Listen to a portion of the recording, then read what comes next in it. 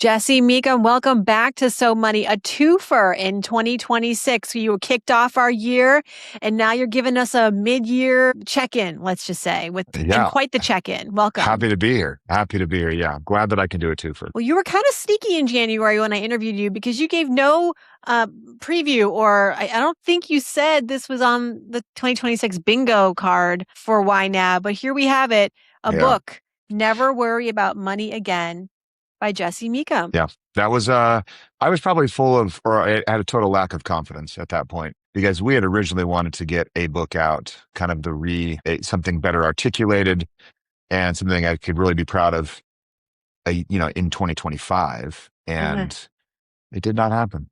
I wrote it, and even I didn't like it. Usually authors tend to kind of like what they write, and it's just, yeah, some of it I liked, a lot of it I didn't. And we literally just scrapped it and started again. And I'm so glad we did, but it was a ride. Well, they're So, supposed to take the time they're supposed to take. And I've never met an author, myself included, who said, oh, the book came together so quickly, so yeah, easily, straight line from point A to point B. Like whether it's you get stuck in the beginning, the middle, or towards the end, we all get stuck or just not even stuck, just like rethinking because they yes. take time and your life changes and your thoughts change and it's natural. So, but we're so grateful for this book. And you know what I love about it? It's not 300 pages. That is a bonus of being your own publisher. I realized we got to kind of say, well, we get to do what we want to do, where most publishers kind of have, well, this, Furnish, they kind of have a spot they want you to land, Right. and they're probably right. There's probably some analysis that's been done or whatever, but I was so glad that I just didn't feel like there was an extra wording there. It was fun to do. Well, I look at this book and I read most of it by now. You know, what I think really differentiates it, speaking of kind of finding its place on the personal finance shelf, I think where it really shines as a category, if you will, is like a philosophical book about money. And Yeah. correct me if I'm wrong, but I think it's just full of a lot of great wisdom. This is not a book where you're going to learn how to pay off your car loan, but step by step by step. There are other books for that. But I think what you really deliver masterfully is you give us things to really think about. And we talked about this when you were here in January, which is that level one foundation is just kind of understanding your relationship to money. And let's get into it. Your first question, your only question, really, one question that you want us to Mhm. answer is, what is it for? Yeah.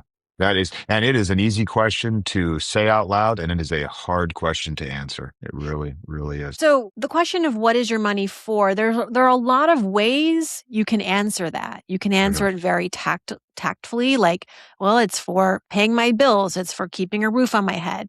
But I think what I'm sensing is that you really want to push people to think even deeper about it. What's the way to kind of approach this question? And so your budget suddenly becomes, the budget of your dreams, if you will. Yes. Yeah. It reflects back at you. That's what we always are trying to say is your money reflecting you back.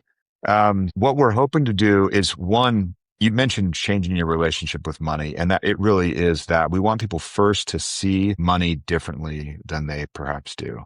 Most people, if they're doing pretty well, they see it as a chore worth doing, something worth spending a little time on. They see it as a task, a necessity, and all of those are fine. But I say fine is always the lying word. When someone says they're fine, that's the beginning of the lie. And so I want to get people to a spot where money is meaningful. And I want them to see it as a precious resource. And the way we do that is walking them pretty quickly in the book through just recognizing what you give up for that money. And when you look at all the time, effort, energy, away from family, the calories, the network, the education, your whole life leading up to like Farnoosh in the moment, what she's capable of, what she brings to the market. It's like, that is you. And so we do a shorthand with money. They say money is a medium of exchange and yada, yada, yada.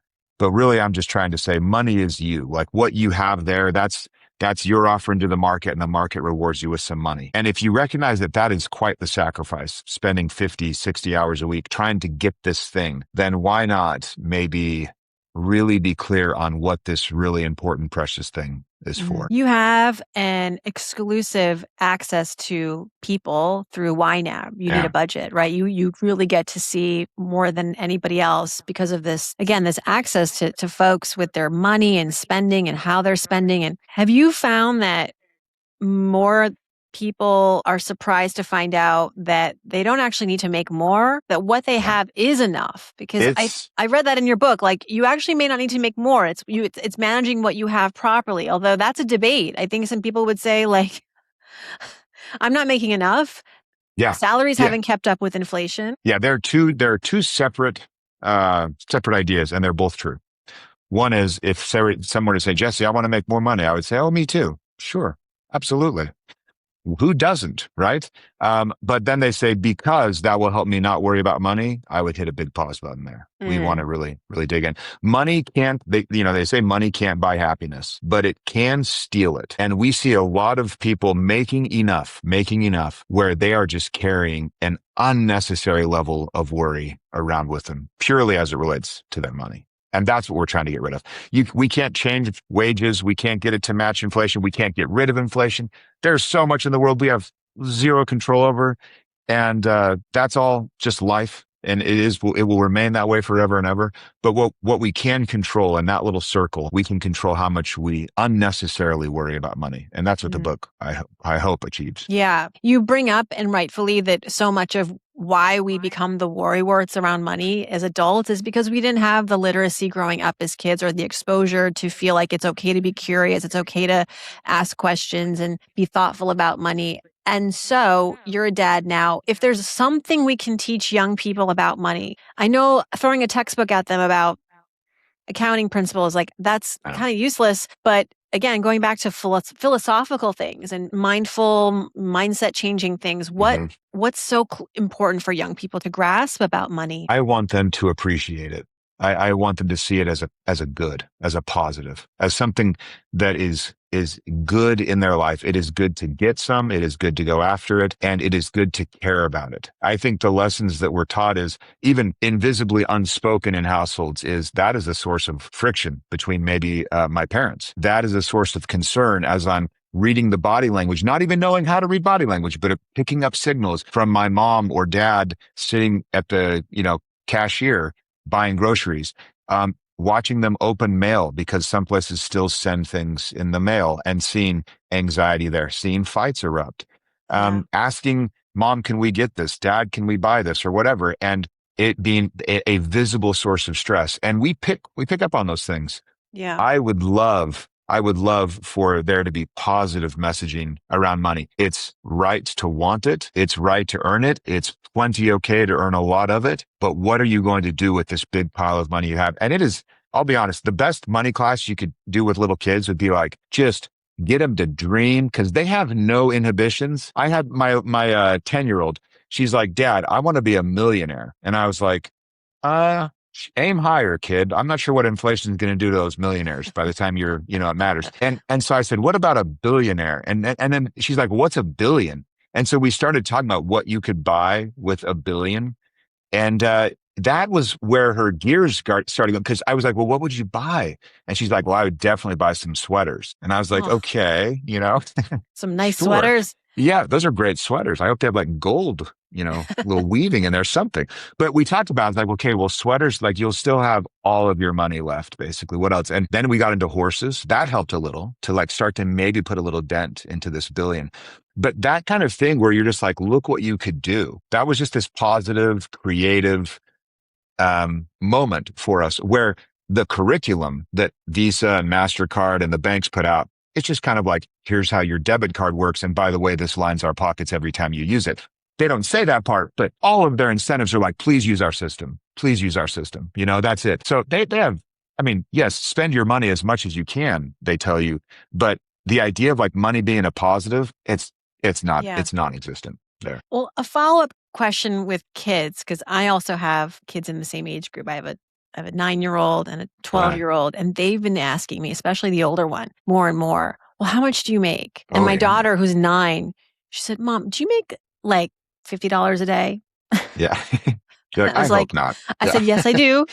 And so my husband's approach is to just say to them, this is not an appropriate question. And I will stop. And we have like a little tip for that. I'm Yeah. like, well, actually, kids, it's not that it's inappropriate. It's just that some people, when you ask that question to other people, they may not be prepared. It can be off-putting. Not everybody has like curiosity around money. So you just be careful when you ask like personal questions about other people's money. It's not a bad question. It's just you have to read the room.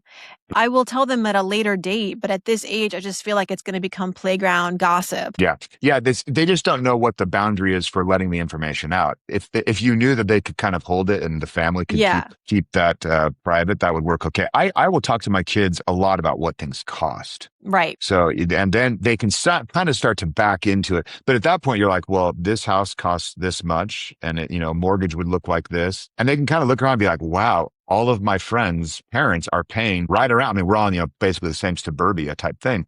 And it's just kind of like, okay. And then what blew their mind was groceries. I told my kids, I said, what we spent on groceries, and we feed a lot of mouths. And they were like, what, is going on? Like, it really shocked them. So sometimes giving them the costs will start to get you'll start to tune them to like, things are more than $50 kind of situation. Yeah. Right. Yeah. I enjoy it. Yeah. I'm all like, bring it on. Maybe I don't have the right answer Absolutely. for it right now, but I admire the curiosity. Going back to what you were saying about, figuring out what your money is for, I think it's important to have you speak to this other point in your book about it, which is that you can change your mind. Yeah. It's not a finite thing. And, do you find that a lot of people presume that it has to be a one and done decision? They do. It's weirdly so. Weirdly so. Like if I were to play chess with the person, they'd be like, here's my plan, and then I would do something probably kind of dumb and they'd be like, oh, I'm dealing with an amateur. I'll do this plan instead. They would be very flexible. Right. But for some reason, I think when they're kind of amped up around fixing their money, getting good at money, eliminating this money worry, something happened in their life just recently where they're like, enough is enough. Let's get going. And in that energetic, positive thing, they have kind of this I'm all in binary view that is not real, but they hold on to that for a bit because there's some positive, like there's some positive vibes around it. So for some reason, they just bring that along and they say, okay, I've set my plan. Like I am in it. It would be like someone starting a running program and, they miss a day in the second week. They're like, oh, I'm the worst. And you're like, no, you're not. You just started. Like go tomorrow. So we just try and teach them like, listen, this is you. That's your plan. You're like a coach just making halftime adjustments. Like that's part of the deal. Mm-hmm. So in the book, we had to call out like, one of the answers for what money is for change. And that's the thing that people have a hard time dealing with. They set up their perfect plan.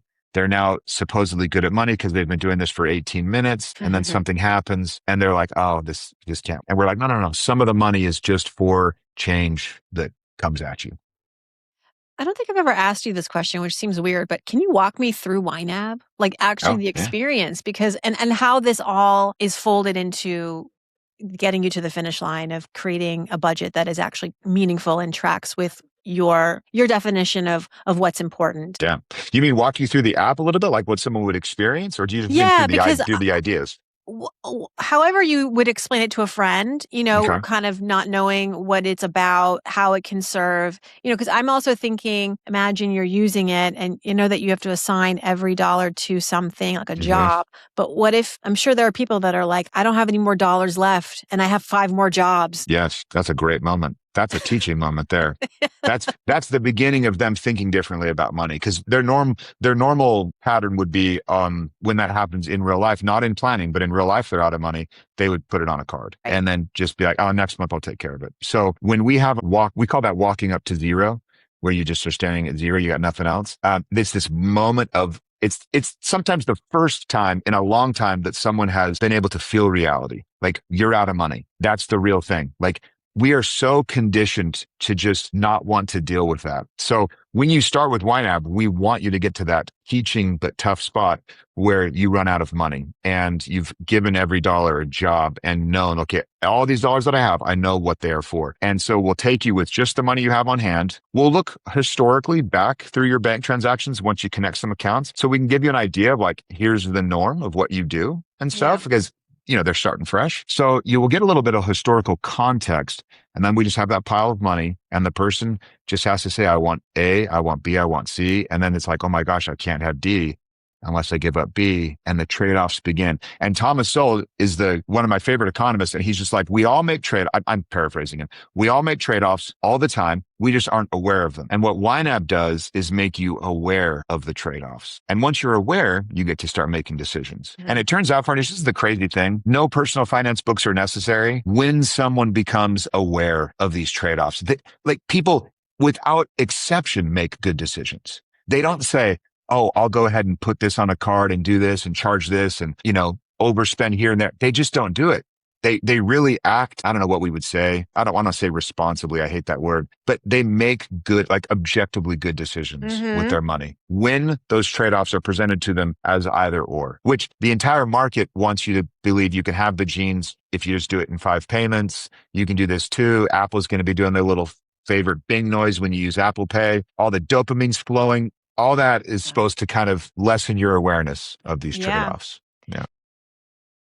What does the data say about the trade-offs we're willing to make that actually don't hurt as much as we think they will, aren't as painful as we think they will be? I wonder if I've told you about this before, maybe even offline I've told you. The trade-off that people make without exception that seems to be quite easy for them once they realize they're doing it is eating out. They literally cut it like to the bone. It is, I wish that didn't feel like my last 20 years of career was basically teaching people to eat out less. I feel like that's sometimes what it ends up being. It's the funniest thing. But yeah, they're just like, oh my word, I can't believe I'm spending It's true. all this money over here, and they've got debt they want to pay off. They have other things they would rather be doing.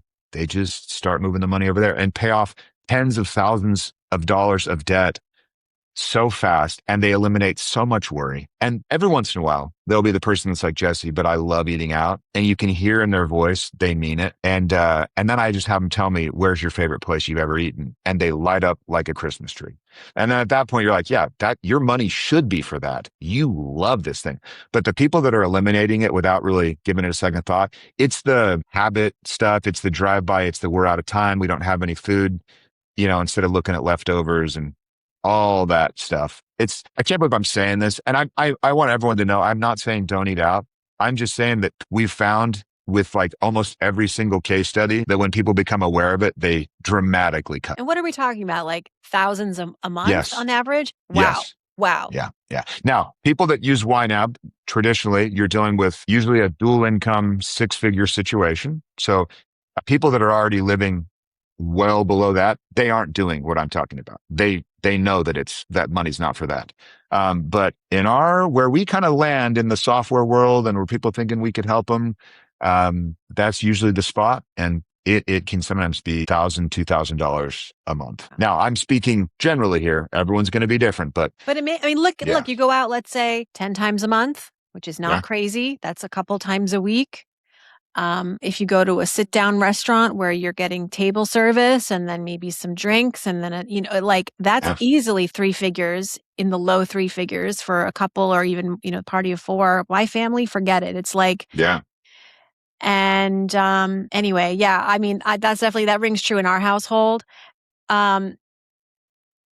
Does YNAB encourage certain financial steps as you're determining how to assign your money to jobs? For example, we recommend you save 10% of your income up to a certain number of months spending. Or here's what we think you should invest for retirement. Anything like that? Any recommendations? No, not at all.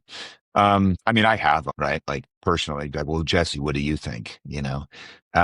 But I would just tell you what I would do in your shoes, so whatever that's worth, like what an AI would say, probably, maybe not that much, but, we get people good at spending, and we really try and get them to recognize that saving money is just spending money later. I really try and knock down saving a little bit in the book, not a ton, but it's like, there's this moral superiority that just gets attached to the saving idea.